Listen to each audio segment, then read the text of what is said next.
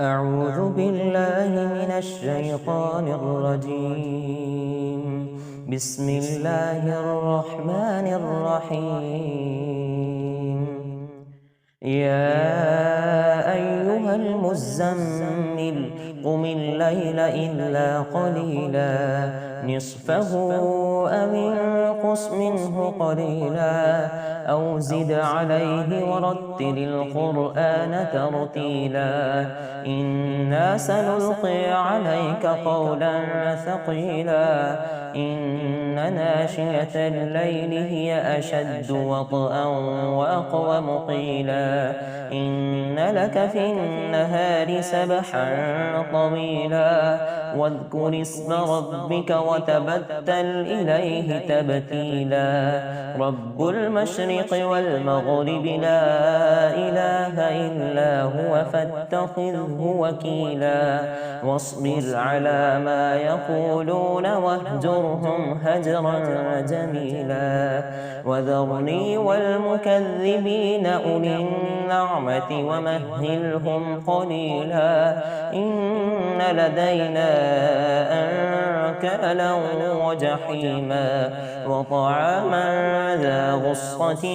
وعذابا أليما يوم ترجف الأرض والجبال وكانت الجبال كثيبا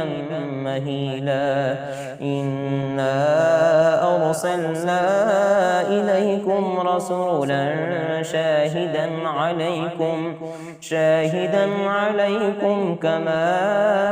أرسلنا إلى فرعون رسولا فعصى فرعون الرسول فأخذناه أخذا وبيلا فكيف تتقون إن كفرتم يوما يجعل الولدان شيبا السماء منفطر به كان وعده مفعولا إن هذه تذكرة فمن شاء اتخذ إلى ربه سبيلا إن ربك يعلم أنك تقوم أدنى من ثلثي الليل ونصفه وثلثه وطائفة من الذين معك والله يقدر الليل والنهار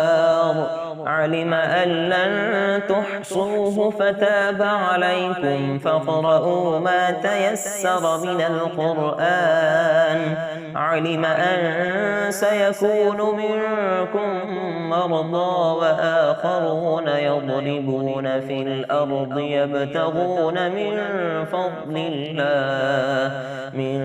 فضل الله وآخرون يقاتلون في سبيل الله فاقرؤوا ما تيسر منه وأقيموا الصلاة وآتوا